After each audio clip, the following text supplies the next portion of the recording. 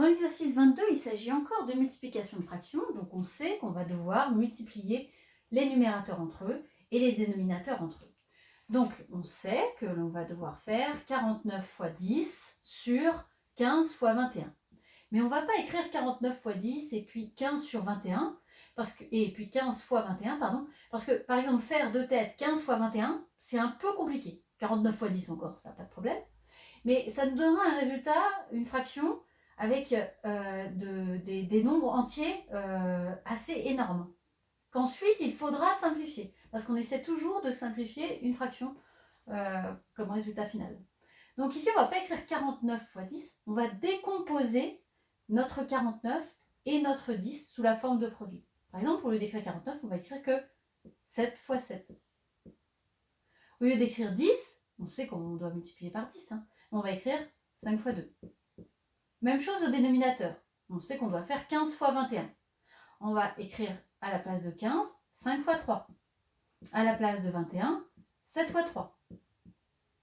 Voilà. Là, on a bien multiplié les numérateurs entre eux et multiplié les dénominateurs entre eux. On a juste décomposé chaque nombre.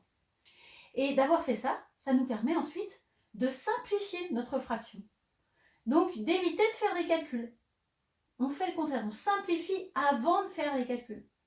On peut simplifier par 7 et on peut simplifier par 5.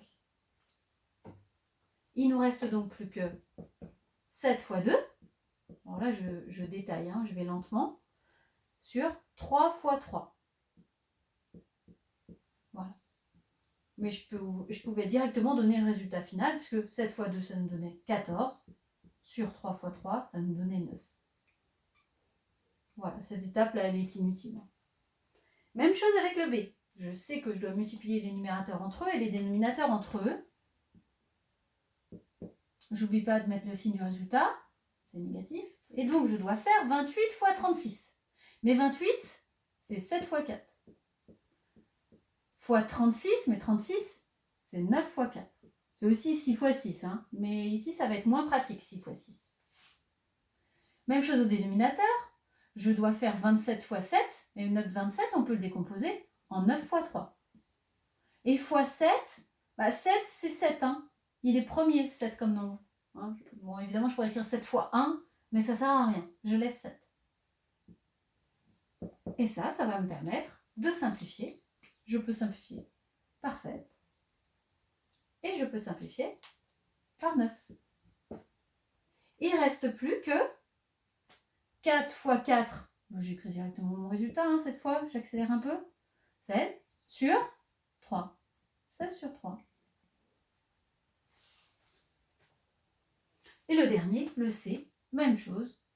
Alors, là, j'ai 2 signes moins. Le produit de deux nombres négatifs est un nombre positif. Donc, le résultat est positif. Tiens, là, d'ailleurs, j'ai oublié de mettre un moins.